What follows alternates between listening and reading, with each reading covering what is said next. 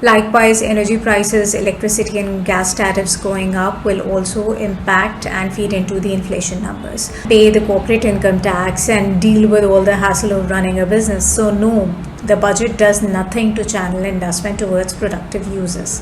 Bottom line, it's more of the same, and it is unlikely to put Pakistan on a growth trajectory.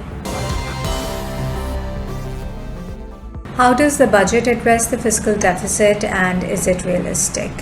So the fiscal deficit is the gap between the government's income and spending, and the government aims to reduce the fiscal deficit from 7.9% of GDP in the last year to 4.9% in 2024-25. So the plan is to increase revenues through taxation and non-tax sources as well, such as privatizations, aiming to achieve a tax to GDP ratio of 12.6%.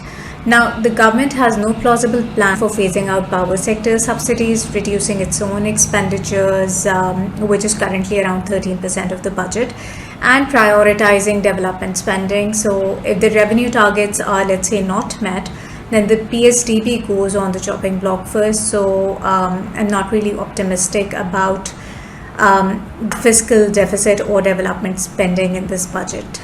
As for measures to manage public debt and whether these measures are adequate, so what's really needed to manage public debt is a comprehensive approach, which would include structural reforms as well as expenditure rationalization.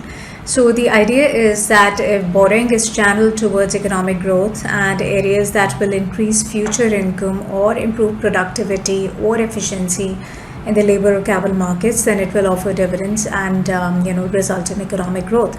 In Pakistan's case, the borrowing is done to repay previous loans or service debt on those, or service markup on those loans, which is a non-income generating use, and to mainly give subsidies and to carry out wasteful public expenditure. So no, there's no structural reform on the expense side. The impact of budget on inflation rates. Increased taxation tends to be priced in the goods and services in the economy, and it is then eventually borne by the consumers, so further reducing their purchasing power.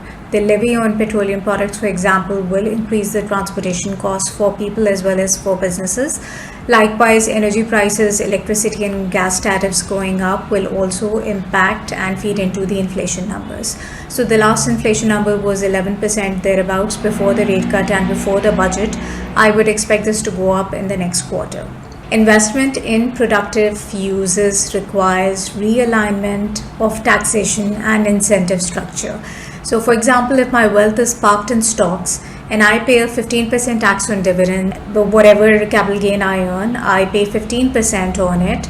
Or if I have agricultural land where I don't pay any taxes at all, why would I invest in manufacturing or the services sector and pay the corporate income tax and deal with all the hassle of running a business? So no, the budget does nothing to channel investment towards productive uses.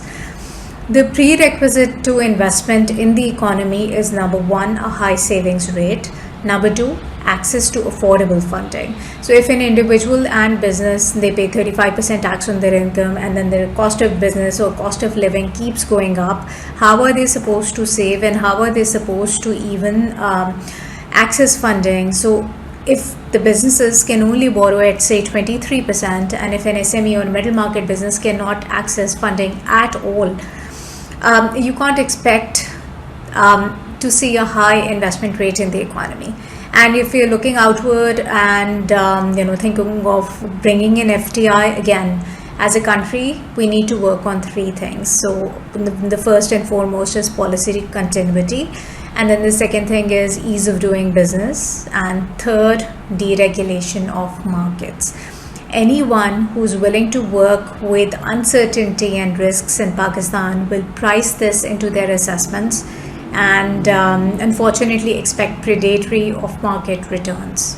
So my overall assessment of the budget is, it's a very dull budget. The budget doesn't promise much in the way of broadening the tax base and including previously untaxed segments other than real estate and perhaps exporters, but they're not expected to contribute a significant chunk to the revenue pool. The budget also relies on indirect taxes more than direct taxes, which has been the precedent in the past many years. So indirect taxes tend to burden the lower income groups more than the upper income groups. And then the tax code continues to discriminate between different sources of earnings. So the income taxes, the rates itself, they're very regressive, and they lead to an incentive for people and businesses to get creative and sort of become part of the undocumented economy. On the expenditure side, I don't see much in the way of fiscal discipline from the government. The budget does very little in the way of helping address crippling issues like energy costs or circular debt or poor infrastructure, public education, healthcare, whatever. So instead of upskilling people and lifting them out of poverty, the quick solution, which most governments in the past and this one also have been deploying, is to just give handouts, which may meet an individual's immediate needs, but then they will keep them dependent and vulnerable for the foreseeable future.